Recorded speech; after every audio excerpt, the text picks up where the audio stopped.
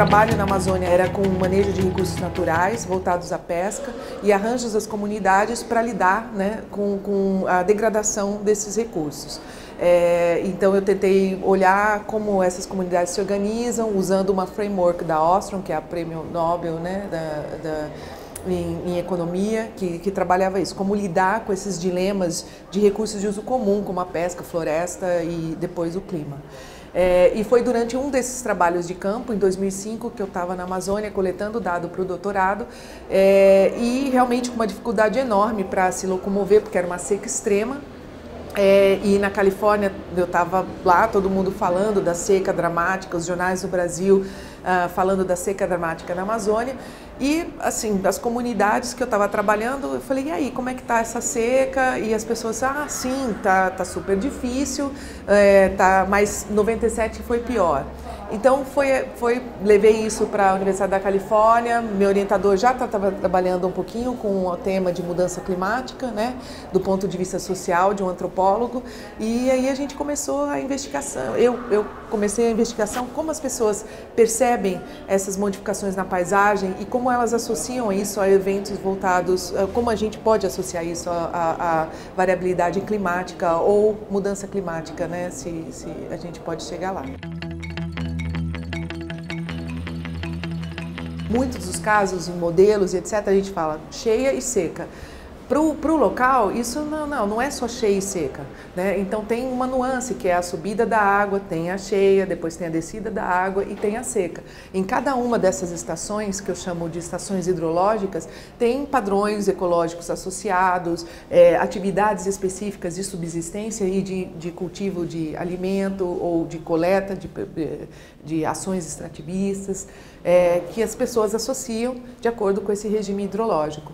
E no desenvolvimento desse modelo, a gente tentou calcular um que a gente chama de coping range, ou como que eu traduzia? Tentar ver quais seriam os limites, né, os sinais de alerta que a gente pode emitir desenvolvendo uma plataforma que em inglês é Early Warning Sign, né, é uma plataforma de alerta precoce para evitar sofrimento ou como tem acontecido na Amazônia durante esses extremos. E aí que a gente viu quão ainda distante a gente está dos modelos para atingir o nível local. Realmente a gente tem que, o que chama downscale os modelos, né, para poder realmente capturar a nuance que está acontecendo. Mas uma forma de também fazer isso é trabalhar com as comunidades, levar esses resultados para a ciência, para os modelos e dessa forma, né, fazer esse mix e tentar traduzir isso em política pública que possa ajudar a diminuir sofrimento, a diminuir perdas tanto de serviços como também o sofrimento na dimensão, que eu falo socioeconômico, né, porque também tem uma perda econômica muito grande. Eu acredito que, como eu falei, não é a variabilidade em si, porque eles estão acostumados a lidar com essa variabilidade todo ano, né? Entre seca e cheia, entre vazante e enchente.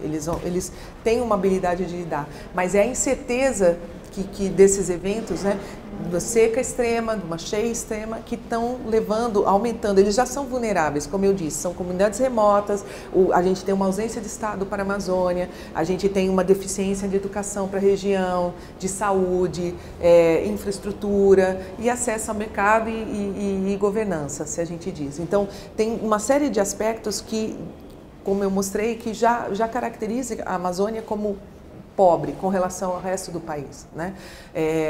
Claro que não tem uma pobreza como na África, né?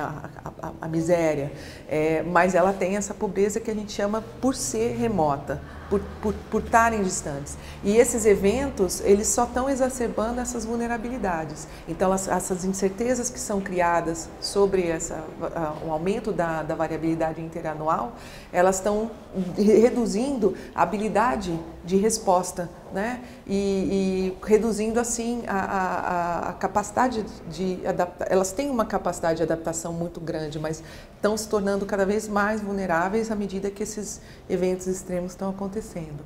Então, eu acho que a gente tem uma parte que é a ciência, a gente tem uma parte que são políticas públicas mesmo, né, de melhor investimento e para poder atender e olhar para essas pessoas, né? A gente, quando pensa na Amazônia, tem uma dificuldade de pensar que ali tem escassez de recurso, por exemplo, né? Peixe na maior bacia de água doce, né? Água potável na maior bacia de água doce. Então, tudo isso são problemas que são exacerbados durante esses extremos e foi o que a gente detectou na pesquisa.